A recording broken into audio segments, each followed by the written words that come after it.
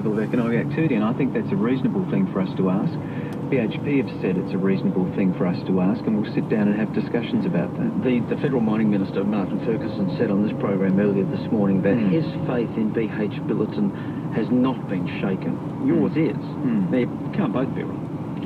Well, I'm telling you from the experience of the South Australian government. We've been associated with this longer than the federal government has. We've been in government during the period of the first expansion. So the corporate memory for our state is longer than the corporate memory of the federal government. So he's got a short memory.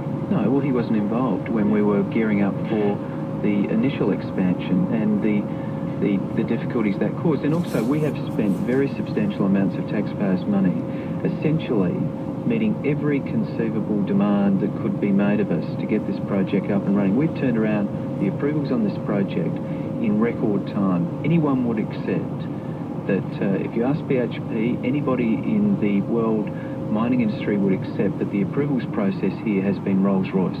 Let's go to Glenn from Gawler, 1300 222 891. The Premier has his headphones on here in our 891 studios. Happy to take your calls at almost, 16 minutes to 9. Glenn from Gawler, good morning, Glenn. Glenn from Gawler. Hi.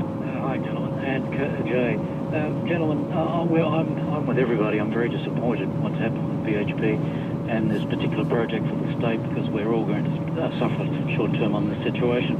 But I'd just like to ask Jay, personally, I mean, I've been hearing rhetoric this morning from the federal opposition leader, and again last night on the 7:30 report, where all he can talk about is the almost, I think he'd almost prostitute himself towards the mining companies, excuse that phrase, but I think it's the correct one, prostitute himself to do anything for these mining companies.